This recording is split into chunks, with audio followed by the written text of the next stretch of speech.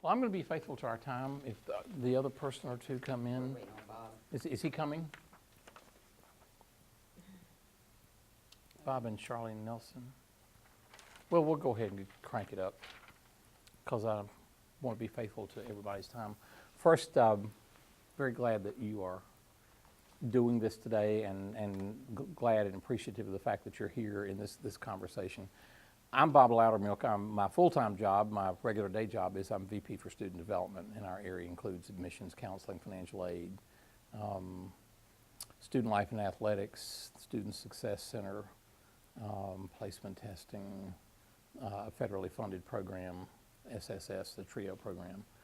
And, but I teach in the humanities division. I teach both ACA courses, ACA 115, and I also teach in our religion curriculum. I teach our Intro to Old Testament in the spring and our Intro to World Religions in the fall. My teaching background is in philosophy and religion, and took a core in ethics that I have taught. I've taught at the 4-year level and the 2-year level, private and public schools in North Carolina, Tennessee, Mississippi, and Kentucky. And what I would love for us to talk about, what my plan for us to chat about for a little bit is something, I guess, over a lot of teaching and in a lot of different settings, what I've come to appreciate as some elements that really can help us to enhance the management of our courses. This is not rocket science.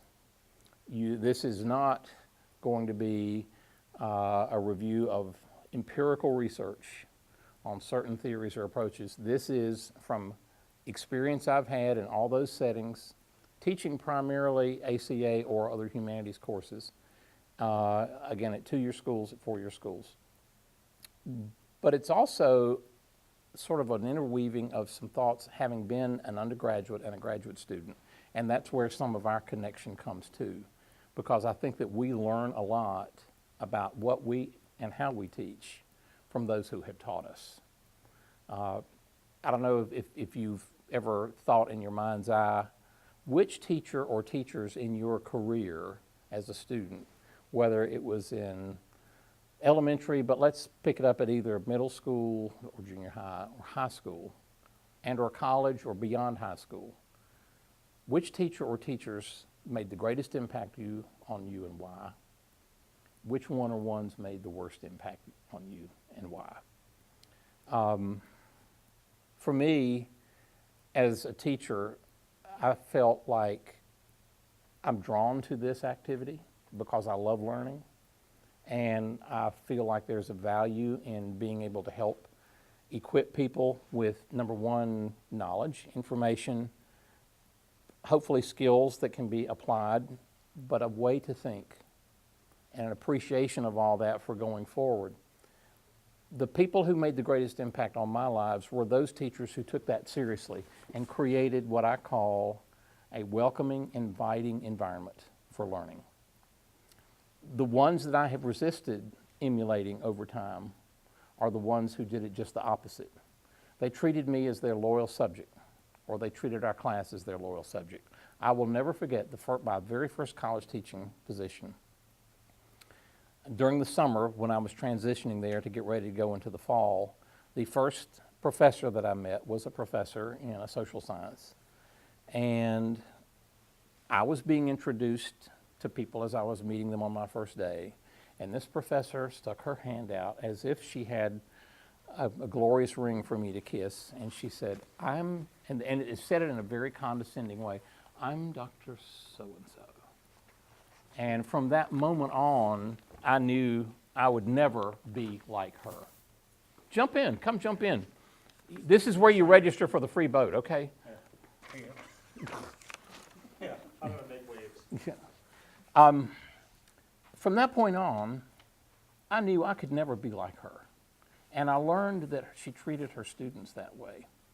And so I guess throughout my career in teaching, I have sort of looked at people that I have liked to watch, that I have been attracted to because of their styles or their uniqueness, and kept the good stuff and thrown out the bad stuff.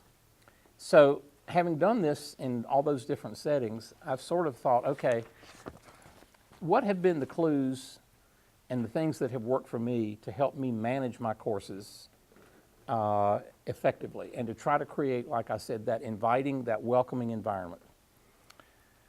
One of the first things I thought about in just sort of prepping for this is, you know, when we teach, wherever we teach, but in our college settings, there are lots of challenges that impact us if we really are honest with ourselves. I don't know about you, but these are for me the challenges I face every time I get ready to teach, especially as I'm in the summer and I've wrapped up a year and I'm getting ready to look ahead. Number one is my self-awareness, the challenge of, do I still want to do this? You know, why do I do that? Why do I teach? Why do I teach at the college level? Why do I put myself through this? Why do I put myself through the highs and the lows being the students who sometimes just don't seem to care, or they just don't take it seriously, or they want to argue it with you at different sorts of points. In the final analysis, my balance sheet, it's more positive than negative. But I mean, I always ask myself that question, am I ready to do that again? Do I have myself pumped up?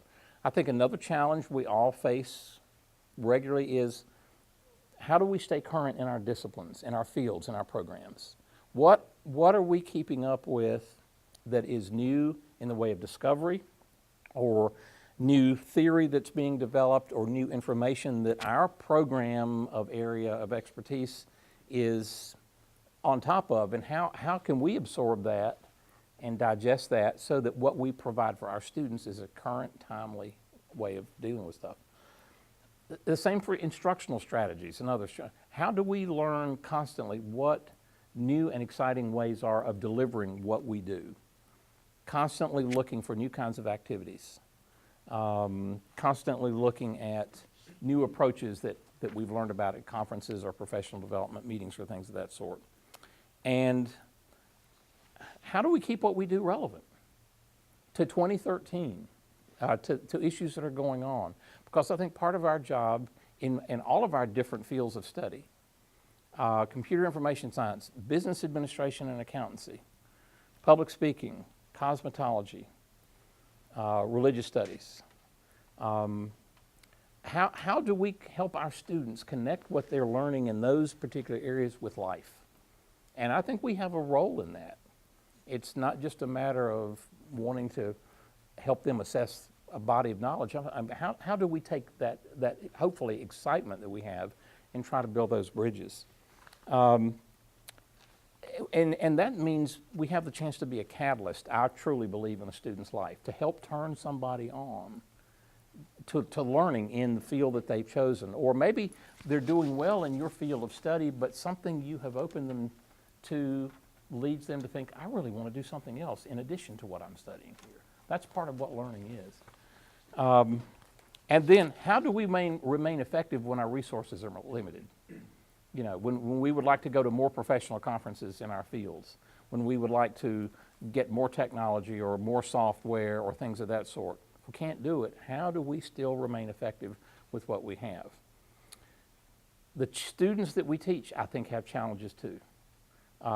Many of them would never say it, but I think every student who comes through the door of our courses has that same issue of self-awareness. Why am I here? Why am I going through this? Why am I even in college? Do I know what I'm seeking? Or am I just following this schedule that somebody has given me and says, you got to take these classes this semester, and you know, good luck to you. You know, hope you survive, or whatever it is. Because again, there are so many students in our colleges, and I saw this in four-year colleges when I taught, who, I mean, they didn't have any clues to what this path was that they were going. They knew, well, I'm going towards some kind of bachelor's degree in arts or something, but I don't know why I'm taking geography. I don't know why I have to take public speaking. I sure don't know why I have to take a business course. Even if that wasn't their major area of study, no one was helping them to connect those dots. I think another challenge that our students have that we need to be always aware of is our students today, whether they grew up in it or are the products of it, are increasingly tied to an instantaneous, instant gratification way of life. They want results now.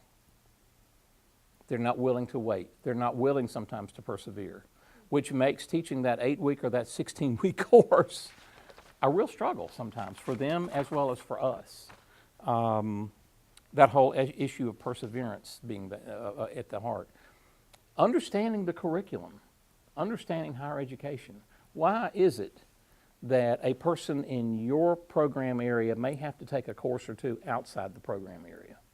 Why is it that a student in the field of business administration may have to take a social science or an English when that student's saying, I just don't get it, I don't see the connection? Or why should a student think that he or she has to take a course in public speaking or in computer literacy if they're headed as a college transfer student? You know, my long-range goal is to study philosophy at a four-year school. Well, great. So why should I have to take this computer class? So making those connections is something that sometimes doesn't work well. And I think that affects how we do what we do. I also think that there are many students who come into our courses because they have been conditioned societally with an entitlement mentality. I shouldn't have to work that hard for that grade. Is it okay if I just show up? I mean, students who have just shown up for something, they think they have automatically got a grade coming to them. I had a student in my second four-year school. I was teaching an ethics course. Part of the course was a major paper at the end of the semester, and part of the grade of that was a one-to-one conversation with me about what the paper meant to them, why they chose that topic. The student, I found out, plagiarized the entire paper. It was about 13 pages. And I found the book from which the paper was taken, and she had just taken major paragraphs from the book, had not woven it together. And of course, the first clue that you knew was plagiarized was there was a distinct difference between what her writing style was on her tests and this paper. I mean, it was so scholarly sounding. It's like she would not know half the words that she really had in there. So I invite her in, we have the appointment, she's going to talk about this. And so I start asking some questions that I knew she would never be able to answer. And what I had done on her paper was I had bracketed every paragraph and I had put the page number from the book that she had taken this from. So as she's trying to kind of mumble her way through, I just gave her paper back to her. My course at that time, and I still have this, is if you are found that you have been in a confirmed instance of academic dishonesty, you receive an F in the course. There's no withdrawal, failing, you get an F in the course. Well, of course, she just started tearing, and then, I ran late.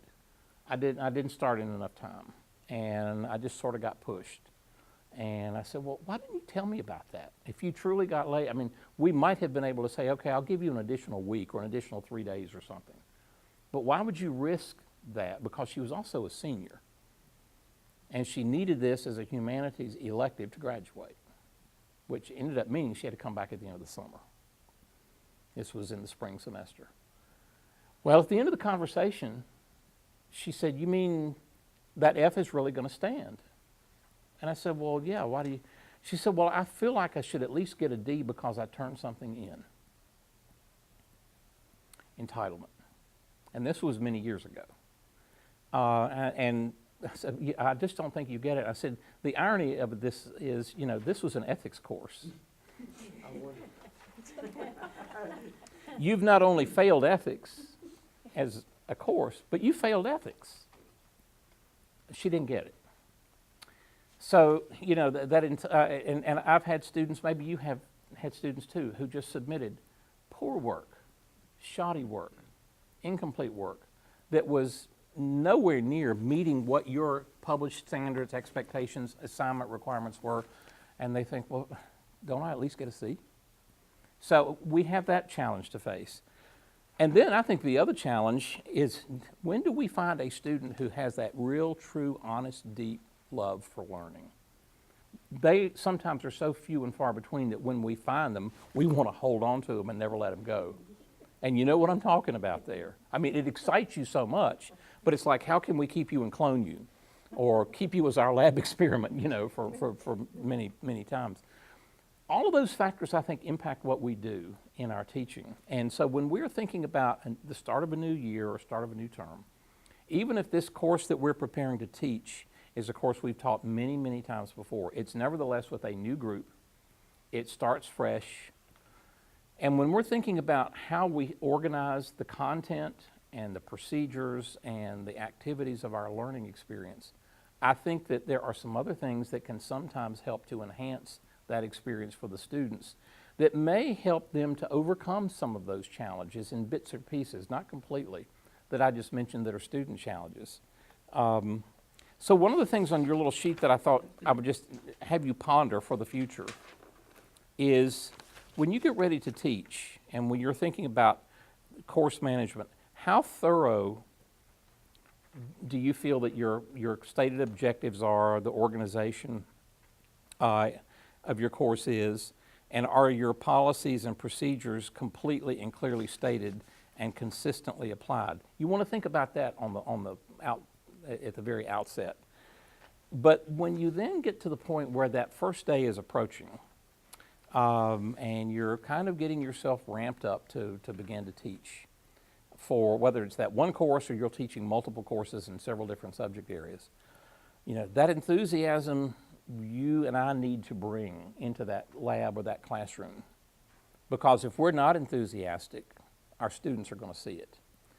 Even if it's an online course, an instructor can communicate enthusiasm, or as you well know, or not. It can come through loud and clear at that point. I've cited at the bottom of the back of your little sheet there a text that I would really recommend you finding at some point. It was published in 1993. It's called Up the University. I don't know if you've ever seen it. It's by John Solomon and Robert Solomon, Recreating Higher Education in America. And they have two good segments in there on teaching that have influenced me ever since this text came out. It's really helped to shape my thinking about teaching. And they say to us as readers this: we all know, as former college and university students, high school students, the teachers, like I said at the beginning, who did or did not excite us. You can tell the teachers who don't really like teaching. And this is what he says, what one of the Solomon says. The ever-presence of bad teaching is what hurts teaching in colleges and universities. People, such as students, can list indicators of bad teaching, such as, and remember your own experience, teachers who pay no attention to students, who do not tolerate questions, who are forever inaccessible, teachers who humiliate students with their condescending answers, teachers who use the classroom as a forum for their own brilliance and relegate the students to serve merely as an audience, teachers who are so bored with their material that they fail to present it as anything other than boring and dull to the class, teachers who appear to have no visible organization of their learning, teachers who seem to be unprepared, teachers who never give feedback to students and are always late returning tests, papers, and projects. Every now and then, we need to be reminded as a community of teachers, even if some of these are things we have really tried to avoid. These are things that students experience. And it's sort of like we want to spray ourselves with Pam so that these things never really invade, they bounce off. But I think their point in this little essay is really well taken. We've encountered those. I had a professor I went to Guilford College for my undergraduate work, and Guilford was a truly transforming place for me. In my first year, I had an English professor who, well, he was probably the reason why I changed my major from English to political science. Combination of how he treated us and how I got turned on to political science. But I'll never forget the air of condescension that he communicated to us. When we were going over the grading scale in the class, A means, well, he always started from the bottom up. Everybody knows what F is. Well, this is what a D equals. This is what a C means, etc. You got to an A means you know the subject well enough to teach the course yourself. Well, you know how many A's that professor gave out? None. And so then you start reorienting your thinking. Okay, the highest I can get now is going to be a B. if I really do everything. So you're trying to, okay, how do I make this happen? I'll never forget, and I think I have it in a box in storage. I got an essay back from him, and his comments were, clear thesis, well organized, excellent insights, appropriate resources, C-. I remember being devastated. It's like, wait a minute, it seemed to me to be a disconnect there. Everything that you said, I would expect a good grade. So I get the nerve up to go see him, and we talk, and he was a nice, presentable kind of person, and the response back was, well, I think a C is a very gentlemanly grade. I mean, I don't think he was trying to be gender specific, but that's how he talked about it. But I said, but this was a C-. I mean, that's just like knocking on the door to a D. Well, you shouldn't worry about that. It's what you learn that's really should come from this. The grade is really not that important. I said, well, you don't understand. Grades really are important to us sometimes. I think I got a C+ in his course. And I guess that was okay, but it was just that whole approach. That was a teacher I did not deal well with. So again, I would have you think in your mind's eye, which teachers have influenced you negatively like that, but then which instructors have helped you to feel like they were genuinely interested in helping you learn everything you could, answering questions, gaining new insights. Have you thought about this? Helping me to feel comfortable entering into a territory that I was not comfortable with as a student. And if you've ever had those kinds of situations, I mean, math was horrible for me. I hated math. And I wish now I had math teachers who would have assisted me to understand the reasons we do some things. I don't remember if I've told you, Bob, about this. My only undergraduate accounting experience was I took accounting for non-accounting majors. It was recommended for me as a completion of my minor in economics. Okay, I'd be interested in it, although I was a little hesitant because, again, math, numbers was not something I was comfortable with. The professor never got the memo that this was accounting for non-accounting majors. And so he comes in the first night, it was a Tuesday, Thursday night, 6:30 to 9:30, pulls a piece of chalk out and just starts going to town on the board. Later found out, once the textbooks came in, he was one of the co-authors of the textbook. He never cracked the textbook. He did not need to. Man was brilliant. Left us in the dust. About 3 weeks into the semester, after we'd had a couple quizzes, I was not doing well at all. And he had never helped us to put our arms around, why are we doing this, and what can this course mean for you as a non-accounting major?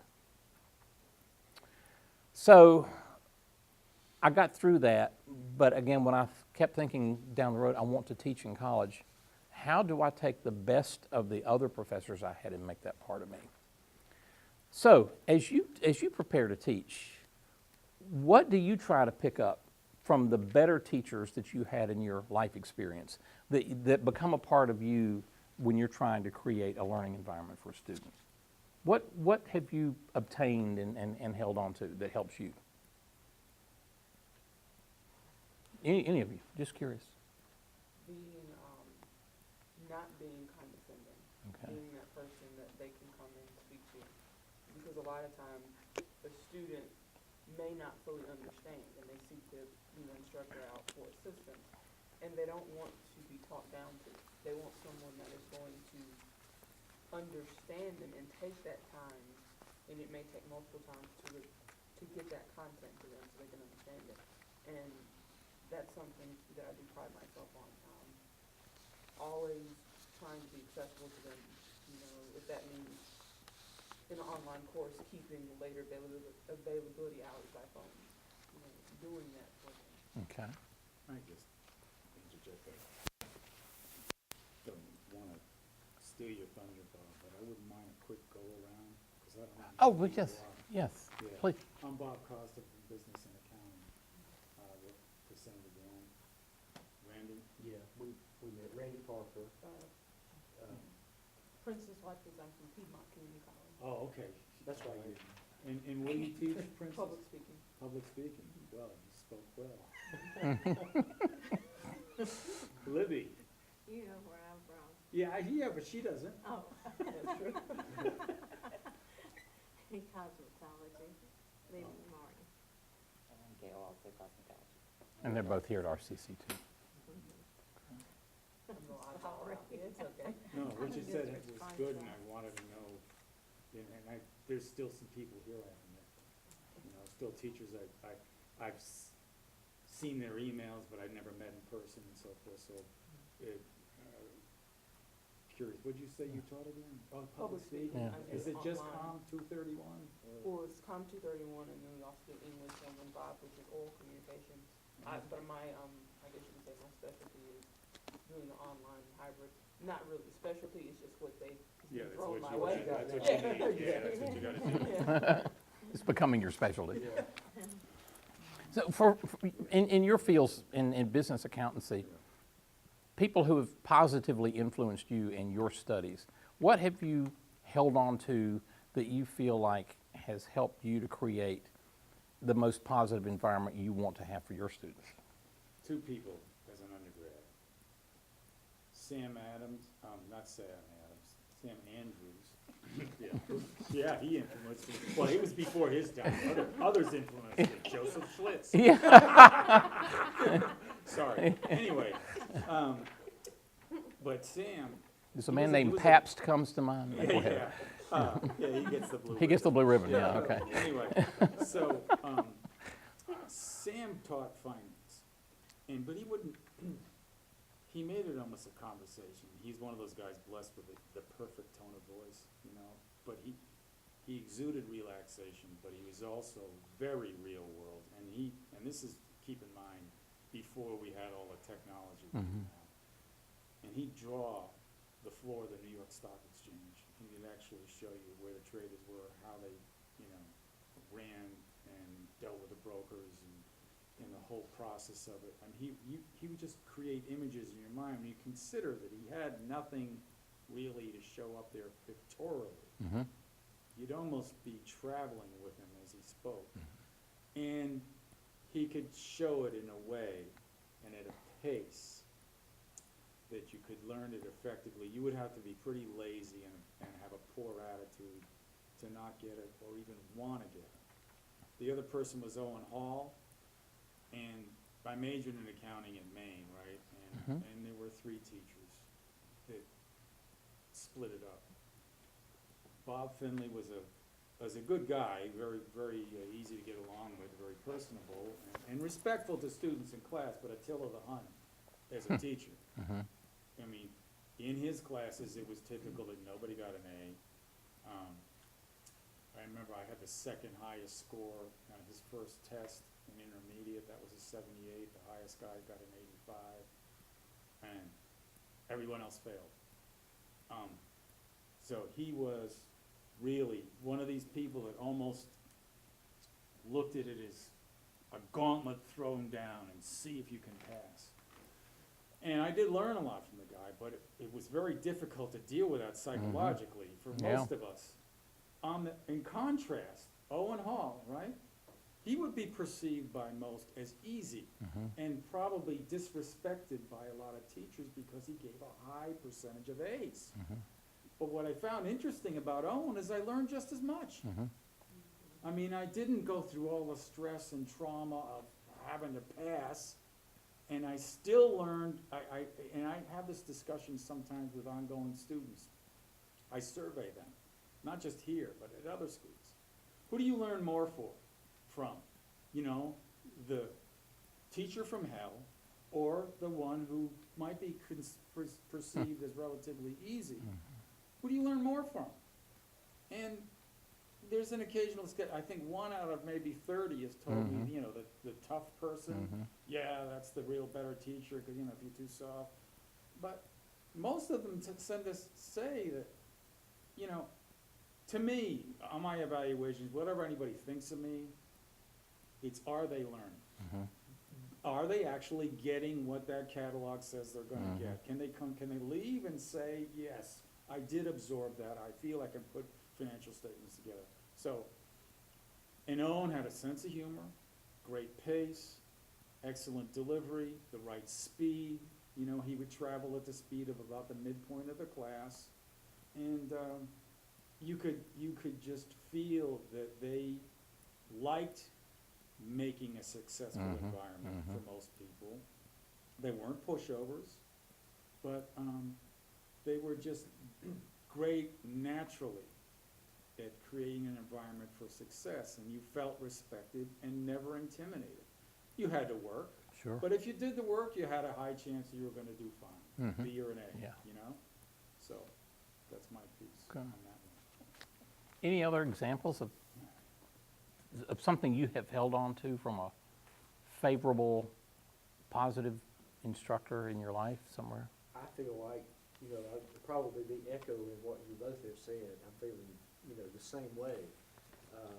Whenever I was in college, I really had two professors that were really my mentors. They were a married couple, actually. One taught accounting and the other information technology, my major. And, they were busy people because they spoke at a lot of conferences, they did a lot of research, and they did a lot of publishing, a lot of writing, they did books, they did articles and stuff like that. But they were, anytime you go by, it was coming, what do you need, sit down? Yeah. It was, door always open type thing. And they were really busy, but they enjoyed the interaction Exactly. with the students. You could tell it. And they had the knack of being great teachers and writers and researchers and all that. They could do it all, and that doesn't happen a lot. That's right. That's right. And I actually became a graduate assistant, and this is kind of what got me really to go into this profession. I had kind of thought about it before, but I really wasn't headed that way. But that's probably, that's why I'm here now. Okay. That's great. I still think of that a lot. That is excellent. We all have a first day that every term brings to us. Even if it's a short summer term, we always have that first day.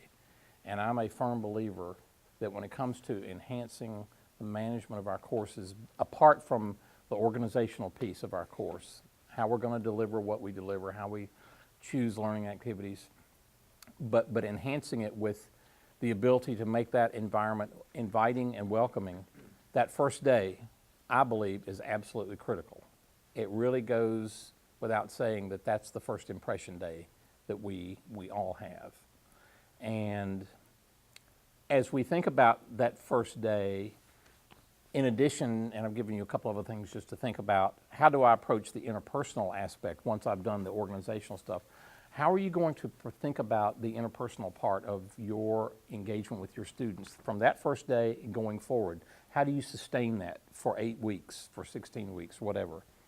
And what would be the evidence that anybody else could see, your students, what would be the evidence that you are successful at providing that inviting, welcoming environment?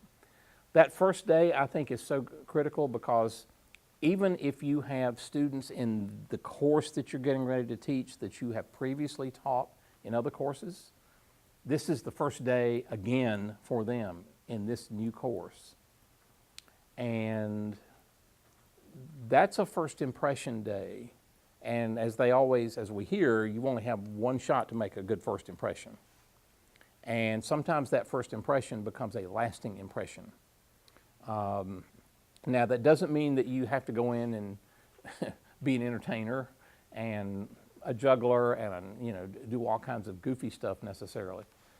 But the tone that you set, the engagement that you have with your students in that first day, I think if we give attention to a few things, I found this to be successful for me, and I just pass it on for your thoughts. If we can do that, then sometimes I think it really helps us to sustain. And this is even before we get to the part of distributing a syllabus or a thing of that sort. But in that first day, as we're getting to know, if we've taken a moment to look at our rosters in advance, if we have any names on there that are familiar or not familiar, that's great, just to kind of survey the territory. But when we have that first gathering on day one of our students, I like for them to get to know a little bit about me before I want to get to know a little bit about them. So before we crack a book, before we distribute a syllabus, before I even talk a little bit about what we hope to do this semester in here and why this course may be important, we're going to talk about the college experience, what brings them to this particular place, and what my role is, hopefully, to be their mentor, their teacher, their guide. I'll tell them a little bit about myself. In my case, I try to break the ice early on. I'll put my name on the board, Lowdermilk. That's my last name, Loudermilk. It's an old German name. And I'll tell them, when you are a kid, you get beat up when you have a name like that.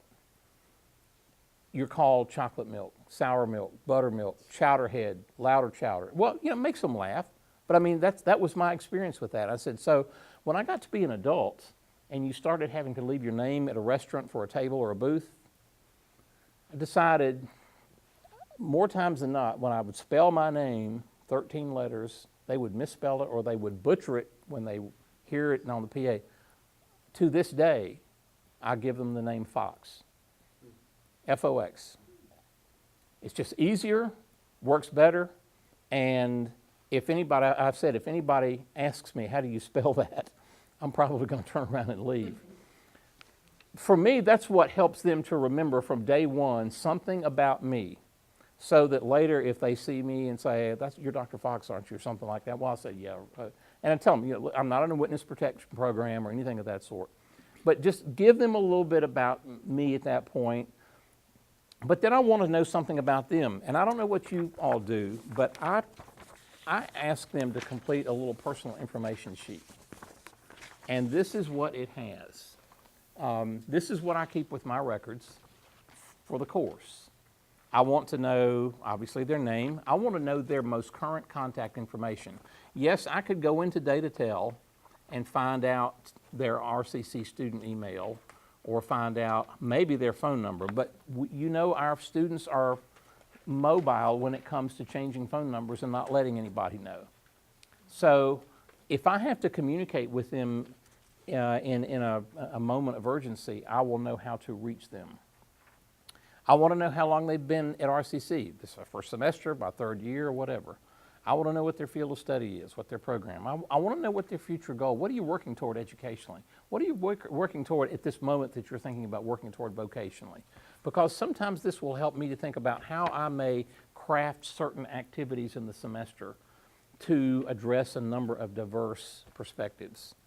I want to know, since this was a college religion course, if they've ever had a college or university religion course. So I kind of see what the lay of the land is in that regard. I want to know why they took it. And I tell them, please be honest. And if you say, because I'm required to take it, or I chose to take it as my humanities elective, or I'm just interested, great. It's not going to give you more points or take points off. I just want to know. And then I ask them to tell me something personal about them, that they, not too personal, but something of interest. And I give them some guidelines like that. So they write that, and I will always tell them, I would like to be able to, when you write this, I'd like to call you out and say, okay, Bob, I want to put names and faces together, and I will call the roll a couple of times. But if somebody says, oh, I'm a magician, or I've worked for 3 years as a lifeguard somewhere, we'll talk about that sort of stuff. Just so I try to provide an environment where people feel comfortable to start to get to know each other, and I get to know them too. And what they tell me about themselves in that way often becomes in an offline conversation, if you will, when we're before class or after class. I can say, so how's it going doing lifeguarding work, or whatever it happens to be. After about the first 2 classes, by the time we get to the 10% point and I have to finalize the roll, I will make sure in an oral calling out of names, making sure that folks are on there. From that point on, every day they come in, they sign an attendance sheet. So I don't have to waste time calling a roll, so that I know who's there, and that just has made it wonderfully easy. We can get right into the activities of the day.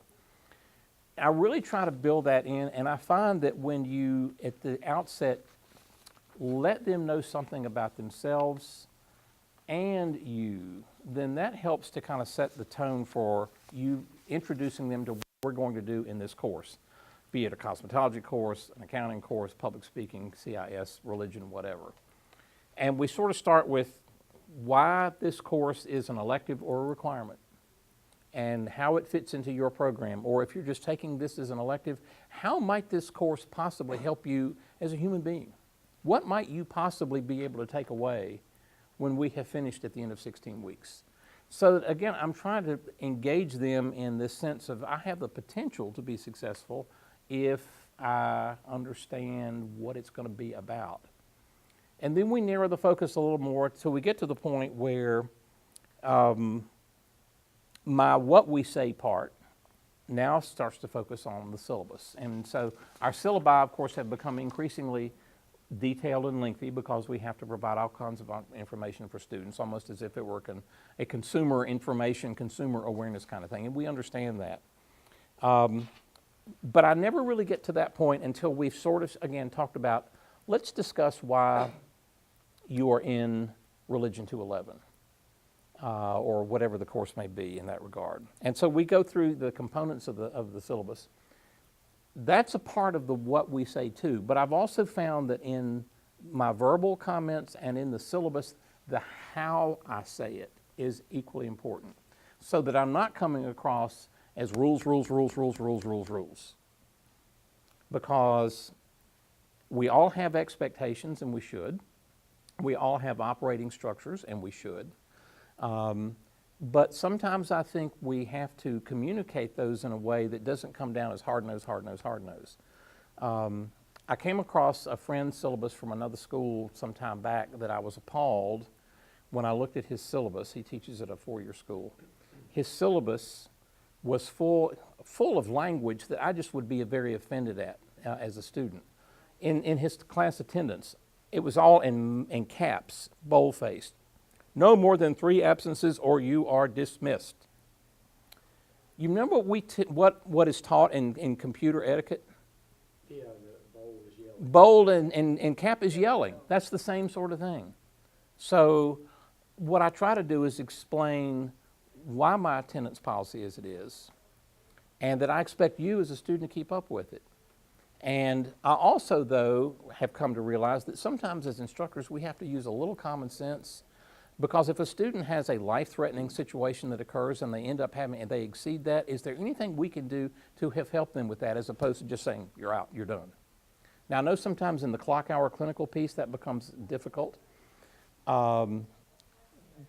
I know I had a student in my class this semester who had a death in the family.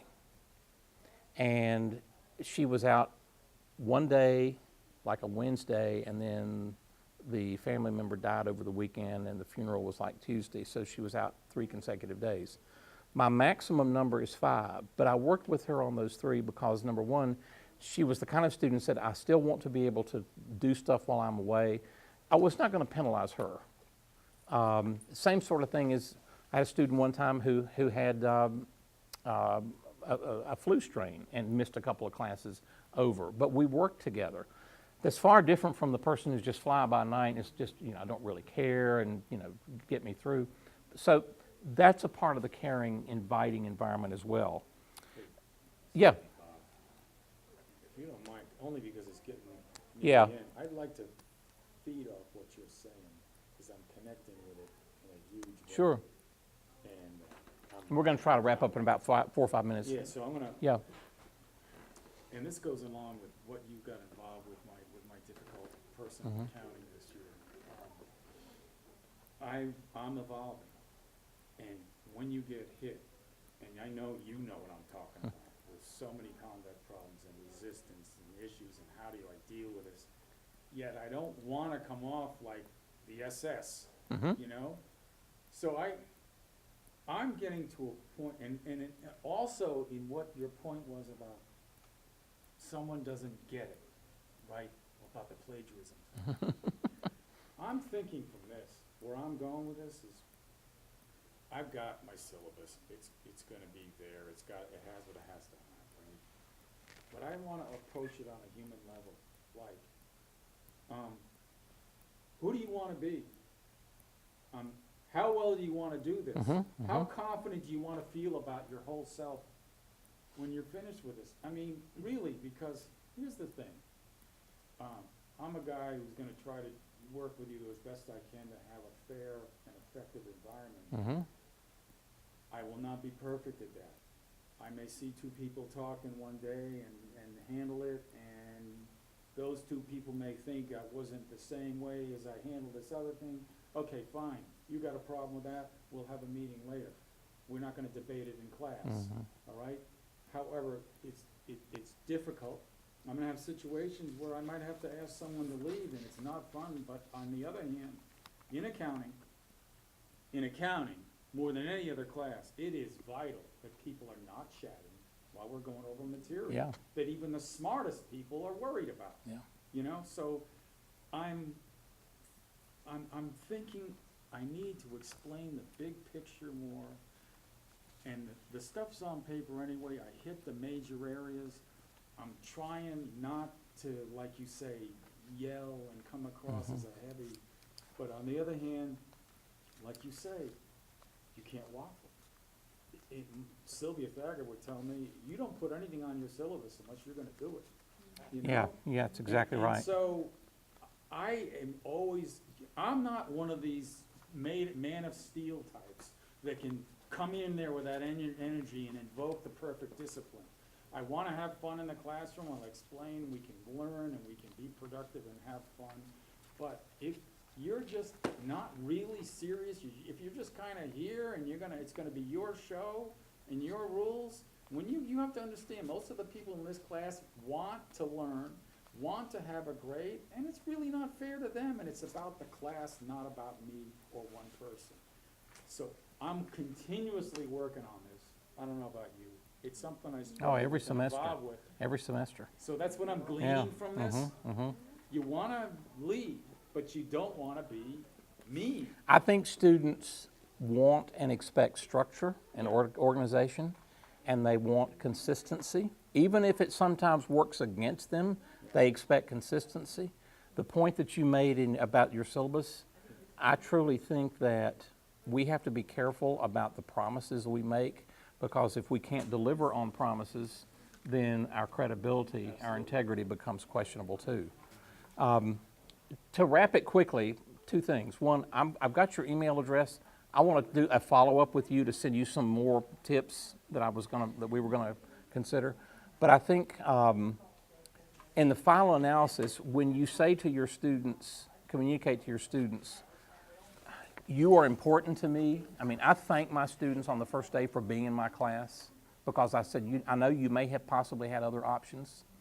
I thank them at the very end when I take the final exams up. I appreciate you being in the class. I hope that's meant a lot to you. But when we say that verbally during the semester, I hope that we model that with how we live, because our students can see a disconnect if what we say and how we live it is not the same. And what we're trying to do, as well as impart information in a discipline, is help shape character, I think. And we have that potential to be role models in what we do. And it's an honor, it's a great responsibility. But I think the more that we can be attuned to the interpersonal aspects of course management, apart from good structure, organization, et cetera, the more we have the potential to really make that a welcoming learning setting for those students. I will send you an email that will have a little bit more of what I was going to do, what we were going to talk about. All your input I really, really appreciate. And I hope even the little stuff we've talked about today may stimulate your thinking. The sheet that you got is sort of a prompt sheet for you to think about things in your future planning. But I'll send you something by email as a little value added kind of piece too, if that will help. Thank you for coming to RCC today. Nice to meet you. Nice to meet you. And thank you all again for coming. All right, thanks. Sure. Way into that.